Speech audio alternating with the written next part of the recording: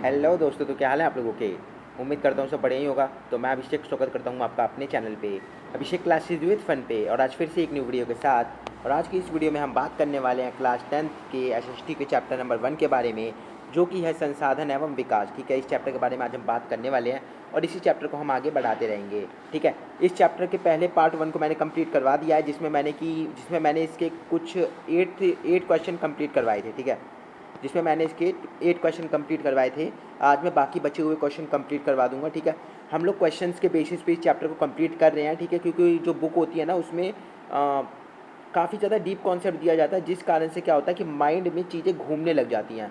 तो मैंने उस चीज़ को थोड़ा सा हटा के, ठीक है, इसे क्वेश्चन बाय क्वेश्चन आपको समझाने की कोशिश करी है। और पार्ट 1 में इसके 8 क्वेश्चन करवाए थे, जो कि बहुत ही ज़्यादा इंपॉर्टेंट थे। मैं साथ ही साथ आपको नोट भी प्रोवाइड करता हूँ। जो क्वेश्चन होते हैं वो नोट ही होते हैं, तो आप उन्हें साथ साथ में अपने कॉपी में नोट भी कर लिया करो। ठीक है, ये नोट पैसे वाले नोट नहीं है। ठीक है, ये आगे जाकर काम बहुत आने वाले हैं।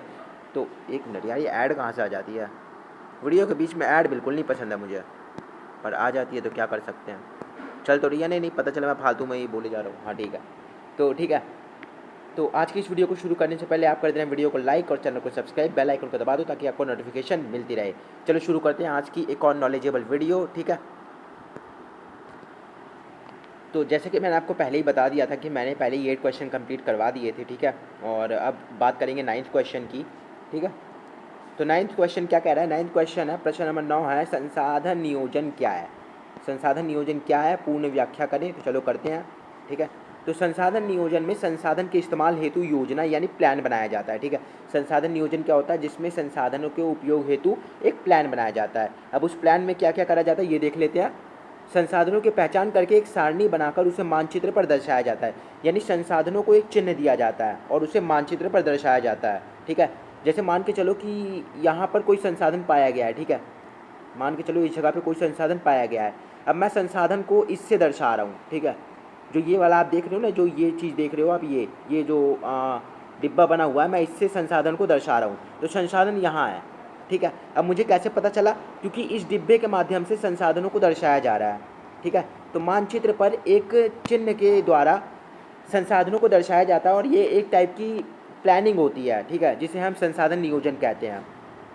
संसाधन विकास हेतु संसाधन विकास योजनाएं लागू करके प्रौद्योगिकी तैयार करना। तो संसाधन हम तभी इस्तेमाल में ला सकते हैं जब हमारे पास अच्छी खासी टेक्नोलॉजी होती है। ठीक है, विदाउट टेक्नोलॉजी यानी प्रौद्योगिकी के हम संसाधन को प्राप्ति नहीं कर सकते। ठीक है, तो जब तक हम संसाधन के लिए अच्छी टेक्नोलॉजी नहीं ढूंढेंगे, हम लोग संसाधन को प्राप्त नहीं कर सकते। तो ये भी एक प्लानिंग होती है। ठीक है, और संसाधन के विकास की योजनाओं को भी लागू किया जाता है। यानी संसाधनों का जो उपयोग होता है ना, उसको सही तरीके से किया जाए और प्लस में जो उसका विकास हो वो भी अच्छी तरीके से हो। ठीक है, संसाधन विकास व राष्ट्रीय योजना में तालमेल बनाए रखते हैं। यानी कि जो राष्ट्र है और जो संसाधन है, उन दोनों का विकास इस तरीके से हो कि लोगों को परेशानी बिल्कुल ना हो। तो इसे ही हम कहते हैं संसाधन नियोजन। अब इसके बाद देखते हैं अपने नेक्स्ट क्वेश्चंस। आप लोग साथ साथ इसे नोट डाउन भी करते रहा करो यार। इस कैमरे को थोड़ा छोटा कर देते हैं ताकि वो दिखाई दे, मेरी शक्ल दिखे ना दिखे, क्वेश्चन ज़रूर दिखने चाहिए। ठीक है, तो हो जा जूम आउट। तो प्रश्न नंबर 10 है, एक मिनट। हाँ, औपनिवेशिक इतिहास हमें संसाधनों से जुड़े किन बातों को बताता है। ठीक है, तो औपनिवेशिक इतिहास हमें संसाधनों से जुड़े किन बातों को बताता है। तो औपनिवेशिक इतिहास क्या, यानी कि जो जब हमारे देश पर किसी और देश का दबदबा था, तो उस समय उस समय जिस इतिहास को लिखा गया उसे हम कहते हैं औपनिवेशिक इतिहास। ठीक है, तो औपनिवेशिक इतिहास हमें बताता है कि संसाधन संपन्न देश विदेशी आक्रमणकारियों के मुख्य आकर्षण रहे थे। यानी जो भी देश संसाधन संपन्न रहा, विदेशी लोगों ने उन पर सदैव आक्रमण किया। अब उन्होंने आक्रमण क्यों किया, क्योंकि उनके पास टेक्नोलॉजी अवेलेबल थी। ठीक है, और अगर टेक्नोलॉजी अवेलेबल थी तो वो संसाधनों का प्रयोग कर सकते थे। तो उन्होंने इसीलिए जो है ना, उन देशों पे आक्रमण किया जो देश संसाधन संपन्न थे। ठीक है, बेहतर प्रौद्योगिकी व मशीनरी का इस्तेमाल कर औपनिवेशिक शासन ने संसाधनों का शोषण किया। ठीक है, जो मैंने आपको बात अभी बताई थी वही बात है। बेहतर प्रौद्योगिकी ही देश का संसाधन समृद्ध बना सकती है। अब औपनिवेशिक इतिहास ने हमें ये तो बता दिया कि बेहतर प्रौद्योगिकी यानी बेहतर टेक्नोलॉजी ही देश को संसाधन समृद्ध बना सकती है। ठीक है, यानी बेहतर टेक्नोलॉजी ही देश को संसाधन संपन्न बना सकती है। ठीक है, अब प्रश्न नंबर 11 है, भूमि क्यों आवश्यक संसाधन है। अब इस क्वेश्चन को छोड़ दो, तो भूमि किस लिए ज़रूरी है ये मैं आपसे ऐसे ही पूछ रहा हूँ। तो आप लोग बताओगे यार हम भूमि पे रहते हैं, भूमि पे खाते हैं, भूमि हमसे हमें अनाज मिलता है। ठीक है, भूमि से ही हमारे सारे काम होते हैं, परिवहन संचार। ठीक है, तरह तरह के रेस्टोरेंट, ये सब कहाँ है, ये सब ज़मीन पे भूमि पे है ना। तो इसलिए जो भूमि है वो बहुत ज़्यादा इम्पॉर्टेंट है। ठीक है, तो ये भी हम लिख सकते हैं, पर थोड़ा सा ना लैंग्वेज को सही करना पड़ेगा। तो चलो, तो हम भूमि पे रहते हैं। ठीक है, आर्थिक रूप से इसका उपयोग करते हैं, इसलिए भूमि एक महत्वपूर्ण प्राकृतिक संसाधन है। पेड़ पौधे, वन्य जीव, मानव जीव, परिवहन, कृषि, ये सब भूमि पर होते हैं। ठीक है, तो जितने भी पेड़ पौधे हैं, वन्य जीव हैं, मानव जाति और परिवहन, कृषि, ठीक है, ये सब कहाँ होती है, भूमि पे होती है। तो इसलिए भूमि बहुत ही ज़्यादा इम्पॉर्टेंट है। अब इसके अलावा जो क्वेश्चन नंबर 12 है वो क्या कह रहा है, क्वेश्चन नंबर 12 क्या है, इंपॉर्टेंट है। ठीक है, थोड़ा सा देखते रहना। तो भूमि को कितने प्रकारों में बांटा गया है, इसे थोड़ा जूम आउट कर लेते हैं, क्यों है ना, और अपने कैमरे को थोड़ा सा नीचे कर लेते हैं ताकि आपको क्वेश्चन नंबर 12 दिखाई दे और कुछ ना दिखाई दे। अब ठीक है, तो भूमि को कितने प्रकारों में बांटा गया है। अभी हमने देखा भूमि क्यों उपयोगी है, और अब देखेंगे कि भूमि को कितने प्रकारों में बांटा गया है। ठीक है, ये देखते हैं। तो भूमि को वन में, ठीक है, भूमि को वन, बंजर भूमि यानी ऐसी भूमि जो कृषि के योग्य ना हो, कृषि भूमि, ठीक है, गैर कृषि भूमि जिन्हें इमारतें आदि बनाने के लिए कार्य में लाया जाता है। उसके अलावा स्थायी चारागाह, जहाँ पर जानवरों को घास फूस चराई जाती है। ठीक है, उपवन यानी बाग बगीचे। ठीक है, छठे नंबर पे आता है कृषि योग्य बंजर भूमि। अब कृषि योग्य बंजर भूमि का मतलब है जहाँ 5 साल से खेती ना की गई हो, यानी 5 साल तक खेती नहीं की गई, पर उसके बाद हो सकता है कि वहाँ खेती करना शुरू हो गया हो, तो हम उसे बंजर कृषि भूमि यानी कृषि योग्य बंजर भूमि कहते हैं। ठीक है, उसके अलावा है वर्तमान परती भूमि।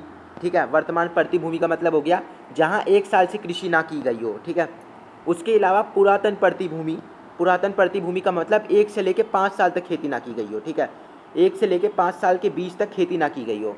उसके बाद है शुद्ध भूमि का मतलब है कि 1 से अधिक बार खेती की गई हो, यानी ऐसी भूमि जहाँ पर खेती की जाती है जो कि खेती योग्य है।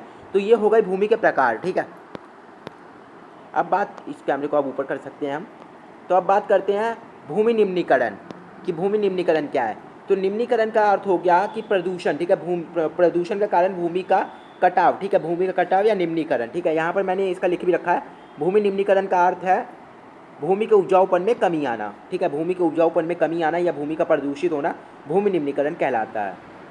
भूमि निम्नीकरण के कारण देख लेते हैं। तो वनों की तेजी से कटाई हो रही है, अधिक पशुचारण हो रहा है, खनन हो रहा है, अति सिंचाई और औद्योगिक धूल का मतलब कभी भी अगर कहीं पर कोई काम होता है, ठीक है, कंस्ट्रक्शन का कोई काम होता है, ठीक है, ट्रैक्टर वैक्टर मंगाए जाते हैं, तो वहाँ पर क्या होता है, काफ़ी सारे धूल कण उड़ते हैं। अब धूल कण जब उड़ते हैं तो वो भूमि पर एक अलग परत बना देते हैं। ठीक है, यानी कि ये रहे धूल कण। ठीक है, ये रहे क्या है, ये है धूल कण। ठीक है, ये कौन हो गया कि ये हो गए धूल कण। ठीक है, अब धूल कण उपजाऊ भूमि पर एक अलग परत बना लेते हैं। तो क्या होता है कि जो उपजाऊ भूमि पर जो फसल उगाई जाती है वो धूल कणों के संपर्क में आकर बर्बाद हो जाती है। तो ये भी भूमि निम्नीकरण का एक कारण है। ठीक है, अब इसके अगर कारण है तो इसके कुछ उपाय भी हैं। ठीक है, जैसे पेड़ लगाएं। अगर पेड़ लगाएंगे तो क्या होगा कि जो मृदा होती है वो थोड़ी रुकती है। ठीक है, और उसमें काफ़ी सारा उपजाऊपन भी आता है। ठीक है, उसके अलावा हो गया अति सिंचाई ना करना। सिंचाई एक लिमिटेड टाइम में ही करते रहना। ठीक है, आपने देखा भी होगा, आपने क्लास 8th में पढ़ा था, आपका चैप्टर था, ठीक है, पहला साइंस का, उसमें आपने पढ़ा था सिंचाई। ठीक है, तो उसमें क्या था कि सिंचाई को एक नियमित समय पे किया जाता है। अगर सिंचाई नियमित समय पे ना करी जाए तो वहाँ पर उसके कुछ हानियाँ देखने को मिलेंगी, जैसे भूमि निम्नीकरण। ठीक है, पारंपरिक कृषि को प्रयोग में लाया जाए। आजकल तो क्या है कि भाई टेक्नोलॉजी का ज़माना है, पर हमें ना पारंपरिक कृषि का उपयोग करना चाहिए। ठीक है, उसके अलावा पशुचरण को सीमित करना चाहिए। जो पशुचरण है ना उसे सीमित कर देंगे तो भी भूमि निम्नीकरण को हद तक रोका जाएगा। और प्रदूषण कम करना, मैं बताता हूँ आपको प्रदूषण से होता क्या है कि प्रदूषण से जो भूमि होती है उसके ऊपर एक अलग परत बन जाती है, और वो परत होती है कार्बन डाइऑक्साइड और इत्यादि हानिकारक गैसों की, ठीक है। तो इससे होता क्या है कि भूमि अपनी उपजाऊपन को खोने लग जाती है, और यही भूमि निम्नीकरण का एक कारण बनता है। तो 10 मिनट की वीडियो हो चुकी है। अब इसके बाद बात करते हैं मृदा संसाधन की। तो मृदा संसाधन क्या है और मृदा कितने प्रकार की होती हैं, ठीक है, इसकी हम विस्तार से व्याख्या करेंगे, ठीक है। तो ये रहे। तो एक मिनट से थोड़ा जूम आउट कर लेते हैं। तो मृदा निम्न प्रकार की होती है, ठीक है। जो आपकी सॉइल होती है वो किस किस प्रकार की होती है देख लेते हैं। तो सबसे पहले आती है जलोढ़ मृदा, फिर काली मृदा, लाल और पीली मृदा, लैटराइट मृदा और मरुस्थली मृदा, ठीक है। तो ये सब आ जाती हैं यहाँ पे। जलोढ़ मृदा के बारे में आपने पढ़ा ही है, ठीक है। जलोढ़ मृदा के बारे में आपने क्लास 9th में भी पढ़ा था, ठीक है। और जलोढ़ मृदा क्या होती है अब ये देख लेते हैं। तो नदियों द्वारा लाई जाने वाली मृदा जलोढ़ मृदा कहलाती है, ठीक है। जैसे कि ब्रह्मपुत्र, गंगा, ठीक है, इनके द्वारा लाई गई मृदा क्या कहलाती है, जलोढ़ मृदा। और ये ज़्यादातर उत्तर भारत, ठीक है, जो आपका उत्तर भारत है ना, वहाँ पर जो मैदान है, ठीक है, जो उत्तर भारत के आपके मैदान है उनका निर्माण जलोढ़ मृदा द्वारा ही किया गया है, ठीक है। जितना भी पूरा उत्तर भारत है ना उसका पूरी तरीके से निर्माण किसके द्वारा किया गया है, जलोढ़ मृदा के द्वारा, ठीक है। और ये काफ़ी उपजाऊ मृदा होती है, सबसे उपजाऊ मृदा यही होती है, ठीक है। पूरा उत्तर भारत इसी से बना है, मैंने लिखा भी है। सिंधु एवं गंगा एवं उनके सहायक नदियों द्वारा लाए गए निक्षेपों से बनी होती है, ठीक है। और ब्रह्मपुत्र भी इसमें शामिल है, ठीक है। आयु के आधार पर इनकी पहचान, यानी आयु के आधार पर इन्हें दो भागों में बांटा जाता है, एक होती है भांगर और एक होती है खादर, ठीक है। जो आपकी भांगर होती है वो कंकरीली होती है, यानी वहाँ पर काफ़ी सारे पत्थर वत्थर जो है ना एक जगह पे आके जमा हो जाते हैं, और ये पुरानी मृदा होती है जो कि कम उपजाऊ होती है, पर उपजाऊ जरूर होती है, ठीक है। और खादर, जो खादर होती है ना वो नई मृदा होती है, ठीक है।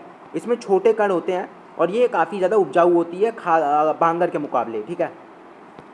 इसके बाद आती है आपकी काली मृदा। अब काली मृदा नई चीज़ है, ठीक है, क्लास 10th में, तो इसको थोड़ा ध्यान से देखना।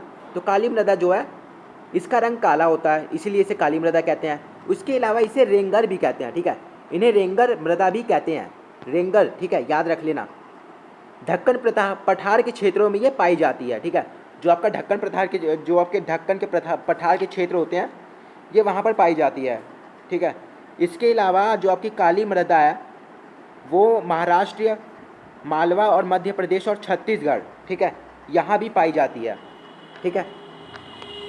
तो ये आप लिख भी सकते हो कि इसके अलावा काली मृदा महाराष्ट्र, सौराष्ट्र, मालवा और मध्य प्रदेश और छत्तीसगढ़ जैसे इलाकों में पाई जाती है, ठीक है। यहाँ पर फॉस्फोरस की मात्रा कम होती है, पर उससे पहले ये देख लो कि यहाँ कपास की खेती के लिए अनुकूल है, यानी कपास की खेती जो है ना, कपास की खेती के लिए काली मृदा बहुत ही ज़्यादा योग्य है, ठीक है। यानी कपास की खेती काली मृदा में बहुत ही अच्छे से हो सकती है। इसके अलावा फॉस्फोरस की मात्रा इसमें कम होती है, ठीक है, जिसके कारण ये कपास की खेती के लिए अनुकूल बनता है। ये लावा द्वारा बने होते हैं, ठीक है, इनका निर्माण लावा द्वारा होता है। गीली होने के कारण ये चिपचिपी हो जाती है, जब इसे गीली करते हैं काली मृदा को, जब गीली हो जाती है तो ये चिपचिपी हो जाती है। तो यहाँ पर आपने देख लिया काली मृदा को, जो मेन पॉइंट है वो ये है और ये है, ठीक है, और ये भी है। तो ये तीन मेन पॉइंट हमेशा याद रखना कि इसे रेंगन मिट्टी कहते हैं, ये कपास की खेती के लिए बहुत ही अनुकूल है और इसमें फॉस्फोरस की मात्रा कम पाई जाती है। बाकी आपको साथ के साथ चीज़ों को साथ के साथ पॉइंट्स को याद रखना चाहिए, पर ये तीन चीज़ें भी एकदम दिमाग में रट्टा मार लेना, ठीक है इसका। उसके अलावा आपकी है काली और काली मृदा को हमने देख ही लिया। उसके अलावा है लाल और पीली मृदा, ठीक है। तो ये कम वर्षा वाले क्षेत्रों में पाई जाती है, यानी जहाँ पर कम वर्षा होती है वहाँ पर ये पाई जाती है। अब इसका रंग लाल क्यों होता है ये देख लेते हैं। तो इसका रंग लाल आग्नेय चट्टानों में लौह धातु के प्रसार से होता है, यानी जो आपकी आग्नेय चट्टान होती है, ठीक है, जो आग्नेय चट्टान होती है जब उसमें लौह धातु यानी आयरन, जब उसमें आयरन आने लग जाता है ना तो इसमें क्या होता है कि इस मृदा का रंग लाल हो जाता है, ठीक है। और ये पीली कब होती है, जब इस लाल मृदा में जब पानी डाल दिया जाता है तो ये पीली हो जाती है। अब उसके अलावा हम देख लेते हैं कि ये कहाँ कहाँ पाई जाती है। तो ये उड़ीसा, ठीक है, छत्तीसगढ़ और गंगा के मैदान के दक्षिणी छोरों पर पाई जाती है, ठीक है। कहाँ पाई जाती है, उड़ीसा, छत्तीसगढ़ और गंगा के पश्चिमी तटों के दक्षिणी छोर पर और पश्चिमी घाट में पहाड़ी पदों पर पाई जाती है, ठीक है। हाँ बस यही है, इसके अलावा और कुछ नहीं है, ठीक है। अब देखते हैं लैटराइट मृदा क्या है, ठीक है। लैटराइट मृदा भी काफ़ी ज़्यादा इंपॉर्टेंट है, तो कैमरे को थोड़ा सा नीचे कर लेते हैं।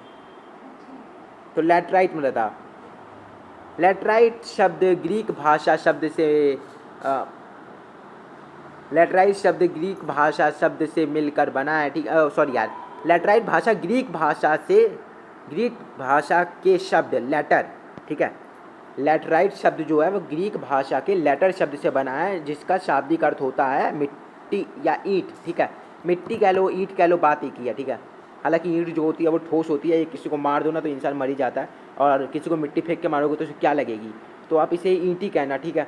जो बुक में बताया गया हम तो वही बोलेंगे भैया, नहीं तो ठीक है, जो समझ में आए पढ़ लेना, ठीक है।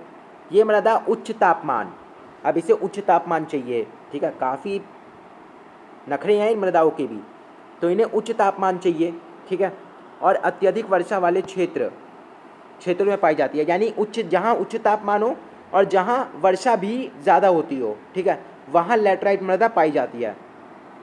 अब इनमें ह्यूमस की मात्रा कम पाई जाती है। अब ह्यूमस क्या होता है ये देख लो, तो जो आपके पदार्थ होते हैं जो सड़ गल के मिट्टी को उपजाऊपन प्रोवाइड करते हैं, ठीक है, तो इसमें थोड़ा सा जो उपजाऊपन यानी ह्यूमस है उसकी कमी होती है, ठीक है। अब देखो, जब ह्यूमस यानी उपजाऊपन की कमी है तो इसमें खाद या उर्वरक डालकर ही खेती करी जाती है, ठीक है, तो खाद या उर्वरक डालकर ही इसमें खेती करी जाती है। एक बार कैमरा अब ठीक, सॉरी लाइट ठीक करना पड़ता है इसे। अब ये कहाँ पाई जाती है, तो ये कर्नाटक, तमिलनाडु, उड़ीसा, केरल के क्षेत्रों में पाई जाती है, ठीक है। अब ये जहाँ पाई जाती है उनका नाम याद रखना थोड़ा सा ज़्यादा इंपॉर्टेंट हो जाता है, ठीक है। तो यहाँ पर आपने देख लिया लैटराइट मृदा को। अब हम देखेंगे, हाँ ठीक है, तो अब हम देखेंगे रेतीली मृदा, ठीक है। तो रेतीली मृदा को मरुस्थलीय मृदा भी कहते हैं, जैसे हम काली मृदा को रेंगार कहते हैं, ठीक है, वैसे ही हम रेतीली मृदा को मरुस्थलीय मृदा कहते हैं, ठीक है। दूसरा है ये लवणीय व रेतीली होती है, ठीक है, इसमें नमक की मात्रा पाई जाती है और साथ ही साथ रेतीली तो ये होती ही है। उच्च तापमान के कारण इसमें ह्यूमस की कमी आ जाती है और नमी की भी कमी होती है। नमी की कमी कैसे हो जाती है, जब तापमान ज़्यादा होता है तो पानी जो है वो हवा बन के उड़ जाता है, ठीक है, हवा बन के उड़ जाता है तो यहाँ पर तो पानी रहेगा ही नहीं, ठीक है, पानी नहीं रहेगा तो ये निराश हो जाएंगी और यहाँ पर नमी की कमी हो जाएगी। हालांकि ज़्यादा सिंचाई करोगे तो यहाँ पर खेती की जा सकती है, ठीक है। इनका रंग कैसा होता है, तो इनका रंग भूरे रंग का होता है, ठीक है, लाल और भूरे रंग का होता है मैक्सिमम, और इस मृदा में सिंचाई करके खेती की जा सकती है, ठीक है। इस मृदा में सिंचाई करो और फिर खेती का आनंद लो। उसके अलावा है वन मृदा, यानी जिसे हम जंगली मृदा भी कहते हैं, तो ये पहाड़ी क्षेत्रों में पाई जाती है, ठीक है। इसमें ह्यूमस नहीं होती, ठीक है, ज़्यादातर सिर्फ आपकी जो आपकी जलोढ़ मृदा होती है, ठीक है, जो आपकी जलोढ़ मृदा होती है ना, उसी में ज़्यादातर ह्यूमस पाई जाती है, बाकी सब में बहुत ही कम मात्रा में ह्यूमस पाई जाती है, ठीक है। वर्षा वनों में पाई जाते हैं, जो आपके वर्षा वन होते हैं जहाँ पर लगभग 400 से 500 सेंटीमीटर तक वर्षा होती है, वहाँ पर ये पाई जाती है, ठीक है। जिस कारण नदियों का निचला, एक मिनट, नदियों घाटियों में सिलटदार होती हैं, ठीक है।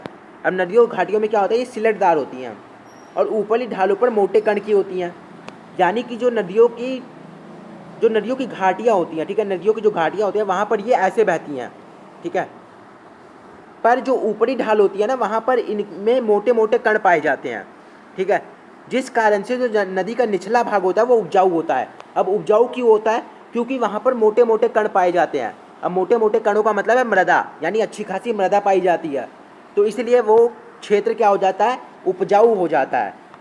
और जो नदियों की घाटियाँ होती हैं वो सिलटदार होती है, यानी वहाँ पर मृदा की कमी होती है, वहाँ पर नदियाँ ऐसे बहती हैं, ठीक है, ऐसे बिल्कुल फ्लो में। पर जो नदियों की ऊपरी ढाल होती है वहाँ पर नदियाँ रुक रुक के बहती हैं और साथ ही साथ उनके पास बहुत सारी मृदा होती है जो कि काफ़ी उपजाऊ होती है, ठीक है, जिस कारण से जो नदियों का निचला भाग होता है सिर्फ वही उपजाऊ होता है, ठीक है। तो अब यानी अब फोटोज नहीं है, इसका मतलब आपका चैप्टर हो जाता है यहाँ पर ख़त्म।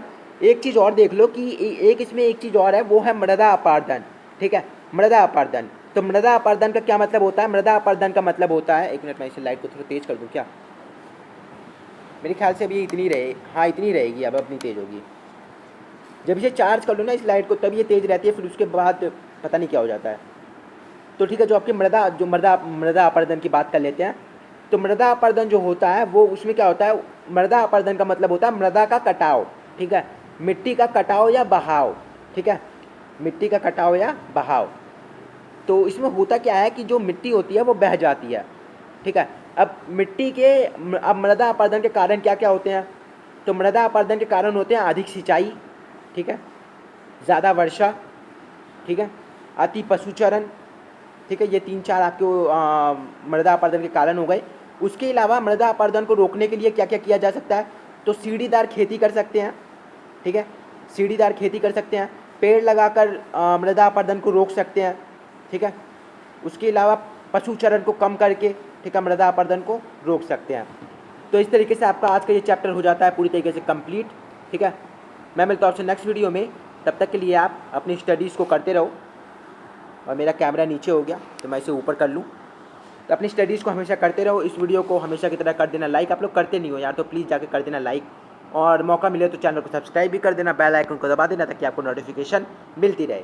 मैं मिलता हूँ आपसे नेक्स्ट वीडियो में, तब तक के लिए आप स्वस्थ रहो, मस्त रहो, और मेरे चैनल पर आने के लिए व्यस्त बिल्कुल मत रहना। Thanks for watching.